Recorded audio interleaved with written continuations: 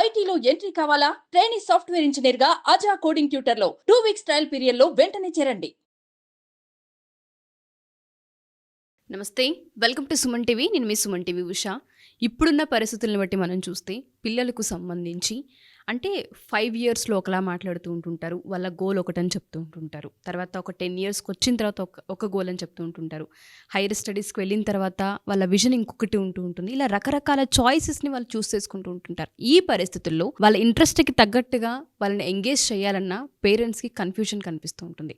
ఈ సందర్భాల్లో పిల్లల్ని ఏ విధంగా హ్యాండిల్ చేయాలి, ఏ వైపు టర్న్ చేయాలి, వాళ్ళు ఒక్కొక్కసారి బైపీసీ అని, ఒక్కొక్కసారి ఇంజనీర్ అవుతానని, ఇంకొకసారి క్రీడా రంగాల్లో రాణిస్తాం, మాకు అటువైపు ఇంట్రెస్ట్ ఉందని చెప్పే పరిస్థితులు ఉన్నప్పుడు పేరెంట్స్ ఆ డెసిషన్ ఏ విధంగా చూడాల్సిన అవసరం ఉంది, ఎలా హ్యాండిల్ చేయాలన్న వాటిపైన ఇవాళ మనతో పాటు సుబ్బారావు గారు ఉన్నారు. చాలా క్లియర్గా ఎక్స్ప్లెయిన్ చేసే అవకాశం ఉంటూ ఉంటుంది. దయచేసి వీడియో కంప్లీట్గా చూడండి. ప్రతి పేరెంట్కి కూడా ఈ నాలెడ్జ్ అవసరం.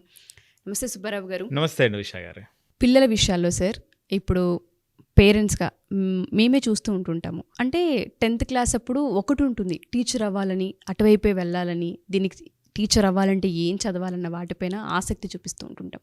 ఒక డిగ్రీ లేదంటే ఇంటర్మీడియట్ బీటెక్లలో ఉన్నప్పుడు ఇంజనీరే అవ్వాలి, దీనికి స్కోప్ ఉంది, దీనికి డిమాండ్ ఉంది అన్న వేలో ఆలోచిస్తుంటుంటాం. ఇంకొంచెం ముందుకెళ్ళినప్పుడు లేదు డాక్టర్ అవుతే బాగుంటుంది అని ఆలోచనలు వస్తుంటుంటాయి. అంటే రకరకాల వైపు ఇంట్రెస్ట్ మారుతూ ఉంటుంది. పేరెంట్స్కి అర్థం కాదు, అంటే అప్పుడు ఇదన్నావు కదా, మళ్ళీ ఇప్పుడు టర్న్ అయ్యావు ఏంటి, దాన్ని ఎలా చూడాలి, అసలు వీళ్ళకి ఇంట్రెస్ట్ ఉందా లేదన్న కన్ఫ్యూజన్ స్టేట్ స్టార్ట్ అవుతుంటుంది. ఆ గ్యాప్లోనే మిస్కమ్యూనికేషన్స్ వస్తుంటుంటాయి. ఎడ్యుకేషన్కి సంబంధించి పిల్లలు ఎప్పుడైతే డెసిషన్స్ని మారుస్తూ ఉంటుంటారో దాన్ని పేరెంట్స్ ఎలా హ్యాండిల్ చేయాలి అంటారు, వాళ్ళ ఇంట్రెస్ట్ని ఎలా క్యాచ్ చేయాలి అంటారు? ఇప్పుడు మీరు చెప్పిన ఇంట్రడక్షన్లోనే వాళ్ళ చాలా ఒక చక్కటి మాట చెప్పారు ఉషా గారు.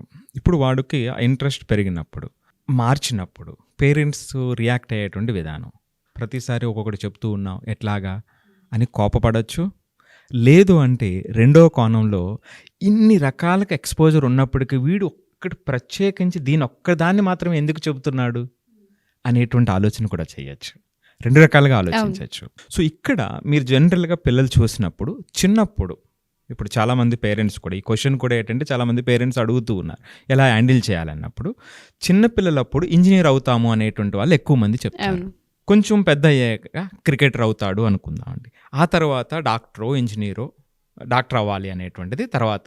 సో ఇలా రకరకాలుగా ఎందుకు మారుస్తున్నాడు అనుకునేటప్పుడు అసలు దీనికి బీజం ఏమిటి అంటే, చిన్నప్పుడు ఇంజనీర్ అవ్వాలి అని అనుకుంటే అప్పుడు చాలా బొమ్మలతో ఆడుకుంటూ ఉంటాడు, ఒక మంచి క్యూరియాసిటీ ఉంటుంది, ఇది ఎలా తయారు చేశారు అనేటువంటి ఒక క్యూరియాసిటీ ఆ పిల్లల్లో డెవలప్ అయినటువంటి సందర్భంలో నేను ఇంజనీర్ అవుతాను అని చెప్పి ఉండొచ్చు.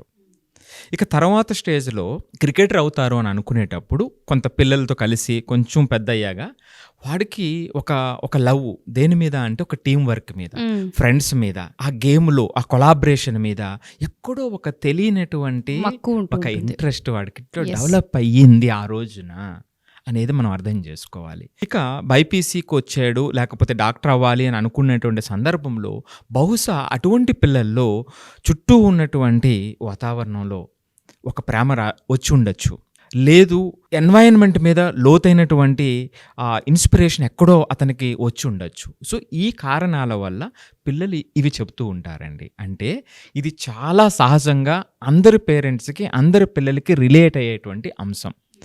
ఇక్కడ మనం చూడాల్సినటువంటి 3 ముఖ్యమైనటువంటి అంశాలు. ఒకటి ఎక్స్పీరియన్స్. పిల్లలు ఆ బొమ్మలతో ఆడుకున్నప్పుడు వచ్చినటువంటి ఎక్స్పీరియన్స్తో ఇంజనీర్ అవ్వాలనుకున్నాడు. ఫ్రెండ్స్తో వచ్చినటువంటి మంచి ఆ ఫ్రెండ్షిప్ వల్ల, ఆ టీం వర్క్ మీద అతనికి వచ్చినటువంటి ప్రేమ వల్ల క్రికెటర్ అవ్వాలనుకున్నాడు. అంటే అక్కడ ఎక్స్పీరియన్స్. తర్వాత ఎక్స్పోజర్ వస్తుంది. కొంత అవగాహన వచ్చేటప్పటికి ఇప్పుడు మీరు ఇందాక చెప్పినట్టుగా ఇక్కడ మంచి జాబ్ వస్తుంది, లేదా ఇక్కడ మంచి ఇన్నోవేషన్ జరుగుతాయి, ఎక్కువ స్కోప్ ఉంది, నా జీవితం ఎక్కువ బాగుంటుంది ఇక్కడైతే అనేటువంటి ఎక్స్పోజర్ సెకండ్ వస్తుందండి. ఈ రెండు ఇప్పుడు మీరు చెప్పిన సందర్భాలు. మరి ఈ రెండింటి నుంచి 3వ స్టెప్కి ఎప్పుడు పంపించగలం, ఎలా పంపించాలి అనేటువంటిది ప్రతి ఒక్కరూ ఆలోచించాల్సినటువంటిది. ఏమిటా 3వ స్టెప్ అంటే ప్యాషన్ అండి. సో దాని మీద ఉన్నటువంటి దానికి ఆచంచలమైనటువంటి లోతైనటువంటి ప్రేమ దాని మీద కలిగితే అప్పుడు ప్రయాణం స్టార్ట్ చేస్తారు. మనకి ఇంట్రెస్ట్ ఉండటం వేరు, తెలుసుకోవటం వేరు, దానికోసం ప్రయత్నం చేయటం వేరు. ఇంట్రెస్ట్ ఉండడం వేరు, తెలుసుకోవడం వేరు, ప్రయత్నించడం వేరు. ఆ ప్రయత్నం చేసేటువంటి క్రమంలోనే వాడు ఆ రంగంలో రాణించగలుగుతారు, లేకపోతే అక్కడతో ఆగిపోతారు. దీనికి ఒక మంచి ఉదాహరణ మీకు చెప్తాను. హార్దిక్ పాండ్యా అని అందరికీ తెలిసినటువంటి మంచి క్రికెటర్. అతని బ్రదర్ ఉన్నాడు, కునాల్ పాండ్యా. సో వీళ్ళు అసలు ఎందుకు క్రికెట్ మీద ఇంట్రెస్ట్ వచ్చింది? చాలా సాధారణమైనటువంటి మధ్య తరగతి కుటుంబం. మరి ఎలా అంత డెవలప్ అయ్యారు? ఇద్దరు బ్రదర్స్ కూడా దేశ స్థాయిలో, జాతీయ స్థాయిలో అంత ఎలా రాణించగలిగారు? ఆసక్తికరమైనటువంటి విషయం అండి ఇది. ఈ దీనికి కూడా మంచి ఎగ్జాంపుల్. వాళ్ళ నాన్నగారు హిమాన్షు పాండే, ఆయనకి క్రికెటర్ అవ్వాలి లేదా క్రికెట్ మీద చాలా మక్కువ అండి ఆయనకి. సో అనేటువంటి సందర్భంలో పిల్లల్ని కూడా క్రికెటర్ చేయాలి అనుకుని చాలా సహజంగా అనుకుంటారు. కానీ అందరి పేరెంట్స్ లాగా ఆయన ప్రవర్తించలేదు. ఆయన ఇష్టాన్ని పిల్లల మీద రుద్దటానికి వేరే వాళ్ళు ప్రయత్నించినట్టుగా ఆయన ప్రయత్నించలేదు. అందుకే నేను ఒక అద్భుతమైనటువంటి కేస్ స్టడీ అని చెప్తున్నా. ఆయన ఏం చేసేవారంటే వాళ్ళ ఊర్లో జరుగుతున్నటువంటి క్రికెట్ మ్యాచెస్ అన్నిటికీ కూడా వీళ్ళని తీసుకెళ్లేవారు, పిల్లల్ని తీసుకెళ్లేవాళ్ళు. వీళ్ళు చిన్నప్పుడు తీసుకువెళ్తూ ఆయన ఆ క్రికెట్ జరుగుతునేటప్పుడు దాంట్లో మైమరిచిపోయి ఎంతో ఆనందం వ్యక్తపరుస్తూ ఉండేటువంటి వాళ్ళు, అంత ఇన్వాల్వ్ అయ్యేవారు. ఆయన ఆనందాన్ని చూసినటువంటి ఇద్దరు పిల్లలకి తెలియకుండానే ఆ క్రికెట్ మీద ఆ ఇంట్రెస్ట్, అంటే నేను ఇందాక చెప్పినట్టుగా ఎక్స్పీరియన్స్, ఎక్స్పోజర్, తర్వాత ప్యాషన్ కింద ఆ ప్రయత్నం మనం కూడా చేయాలి అనేటువంటి ఆ ప్యాషన్ వాళ్ళలో కలిగిందన్నమాట అండి. అది వాళ్ళు చెప్పినటువంటి, హార్దిక్ పాండ్యా చెప్పినటువంటి కేస్ స్టడీ. నాకు అది బాగా నచ్చింది సార్. మీరు ఏదైతే చెప్పారో, పిల్లలకి ఇది మాకు ఇంట్రెస్ట్ ఉంది అని చెప్పినప్పుడు పేరెంట్స్ తీసుకెళ్ళి ఆ ఎక్స్పీరియన్స్ని పిల్లలతో పాటు పొందుతూ ఆ ఆనందాన్ని ఎప్పుడైతే వాళ్ళ కళ్ళ ముందు చూపిస్తూ ఉంటుంటారో వాళ్ళ ప్రయత్నం అక్కడ మొదలవుతుంది. ఇంట్రెస్ట్ని ఎప్పుడు ప్రయత్నంలోకి అయితే మారుస్తూ ఉంటుంటామో పిల్లలు చాలా, అంటే ఎక్కువగా దాని స్కోప్ని వెతుక్కుంటారు. అవునండి. ఇప్పుడు ఆ ఒక్క రంగాన్ని వాళ్ళు చెప్తున్నారు అంటే ఇట్స్ అ బిగ్ ఆపర్చునిటీ. ఇక్కడే 3 స్టెప్లు చెప్తాను పేరెంట్స్ అందరికీ కూడా. మొదటి ఎంపతి అండి. అంటే ఎంపథెటిక్ వేలో మనం దాన్ని చూడాలి, అంటే అర్థం చేసుకోవాలి.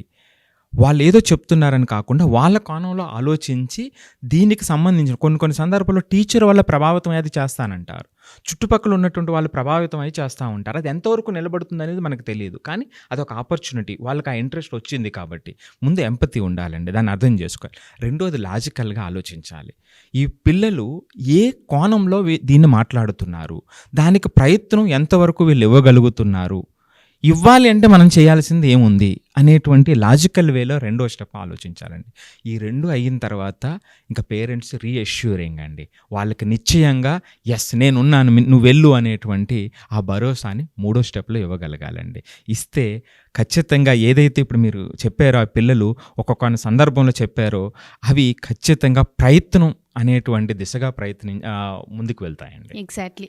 సో ప్రతి పేరెంట్కి కూడా ఇక్కడే క్లారిటీ వచ్చి ఉంటుంది. ఎప్పుడైతే ఇంట్రెస్ట్ అని చెప్పిన దాన్ని ప్రయత్నంలో ఎక్స్పీరియన్స్ని పొందుతూ ఉంటుంటారో దానిలో రాణించగలుగుతూ ఉంటారని, వాళ్ళు చెప్పిన ప్రతి ఇంట్రెస్ట్ని కూడా ఎక్స్పీరియన్స్ చేయించగలిగే బాధ్యత పేరెంట్స్ తీసుకోవాల్సిన అవసరం ఉంది. ఈ వీడియో చూస్తున్న ప్రతి పేరెంట్ కూడా పిల్లలు డెసిషన్ మేకింగ్లో చాలా ల్యాగ్ అవుతూ ఉన్నారు, కన్ఫ్యూజ్ అవుతూ ఉన్నారు, మాకు అర్థం కాని పరిస్థితి అన్నప్పుడు పిల్లలతో పాటు మీరు కూడా ఎక్స్పీరియన్స్ని పొందే ప్రాసెస్ ఏదైతే ఉంటుందో దాన్ని ఎంజాయ్ చేయగలిగినప్పుడు దాంట్లో వాళ్ళు స్కోప్ చూసే అవకాశం ఉంటూ ఉంటుంది. లేదా కెరియర్ గైడెన్స్ కావాలి కంప్లీట్గా, మాకు చాలా కన్ఫ్యూజన్స్ ఉన్నాయి, వాళ్ళకి అసలు తెలియట్లేదు, 10th తర్వాత ఏం చేయాలో తెలియట్లేదు, ఆఫ్టర్ డిగ్రీ ఏం చేయాలో తెలియట్లేదు, బీటెక్ తర్వాత ఏం చేయాలో తెలియట్లేదు, ఒకసారి కౌన్సిలింగ్ కావాలి అనుకున్నా సుబ్బారావు గారు ఖచ్చితంగా తీసుకునే అవకాశం ఉంటూ ఉంటుంది. ఇవాళ రేపు చాలా ఆపర్చునిటీస్ బయట ఉన్నాయి, చాలా కంపెనీస్ ఉన్నాయి, చాలా ఇన్నోవేషన్స్ బయట జరుగుతూ ఉన్నాయి. వీటికి సంబంధించి చాలామందికి అవేర్నెస్ లేక ఎక్కడో ఆగిపోతూ ఉన్నారు. వీటన్నింటికి సంబంధించి కెరియర్ గైడెన్స్ అయితే ఖచ్చితంగా మీకు తీసుకునే అవకాశం ఉంటూ ఉంటుంది. మీకు కనుక ఇంట్రెస్ట్ ఉండి ఈ వీడియో చూసిన తర్వాత కనుక మీరు రావాలి, ఒకసారి కౌన్సిలింగ్ తీసుకోవాలి అనుకుంటే కింద స్క్రోల్ అవుతున్న కాంటాక్ట్ నెంబర్ని మీరు కాంటాక్ట్ చేయొచ్చు. థ్యాంక్ యూ సుబ్బారావు గారు. Thank you so much.